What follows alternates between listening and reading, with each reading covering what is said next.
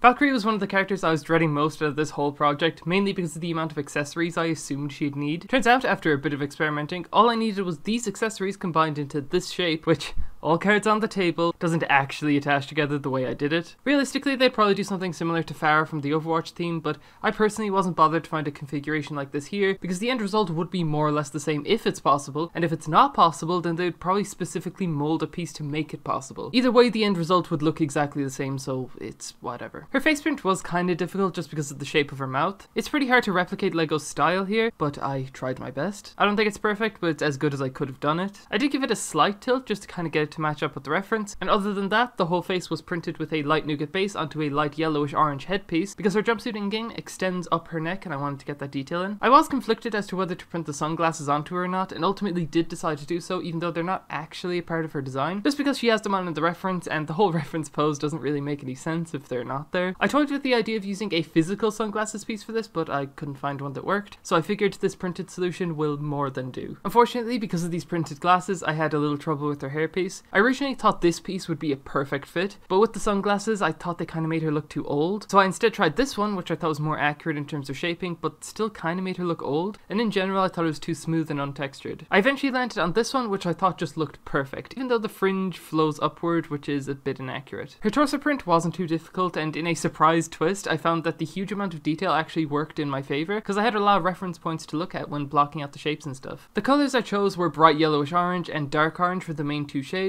with a nougat inside lining and dark brown for the darker stitching. These almost matched one-to-one with my reference, which is always a welcome surprise in these dark, cold days. I decided to pose her next. I'm not sure why I decided to do it right here and then. I guess I just like to mix things up sometimes, keep everyone on their toes, never let my enemies predict my next move. Either way, here's a before and after. Probably my favorite pose to date, actually. The waist was extremely easy and intuitive. No major details to include at all apart from continuing the stitching at the correct angle. No biggie. The leg prints were symmetrical, which was great, but they had loads of detailed sections to include. I decided on dual molded legs and just kind of tried my best to squish everything in there. I definitely went overboard with the detailing again, so I simplified it, before realizing that I had nothing to represent that fin that she has attached to her leg, so I went back and extended the print to her side leg area. I didn't go too overboard with the detailing here, I just added some white for the base of her shoes, and that was pretty much it. Next was her right arm, the only one facing the camera. This one was really fun actually, because it had a unique design on the shoulder pad that I'm only now realizing kinda looks like a bat. I don't know what it is to be honest, but it was cool. And finally, there was the Photoshop adjustments. Nothing crazy here, just needed to fix the shadows under her hairpiece, change the color of the piping thing so that the front is dark bluish grey and the rest is purple, erase some of the wings to add some sections of light bluish grey to the absolute ends of them, and finally just fix some rendering issues with the hairpiece. And with that, there you go, the final figure. Honestly, I expected her to be much harder. Just goes to show that sometimes you never know how hard a task is until you just jump into it. Now, the Wheelspin. They added a new character since last time, Conduit, who looks like she'll be a pain in the ass, so I'm really hoping it's not her or Pathfinder. I'm also really not too keen on redoing Revenant, but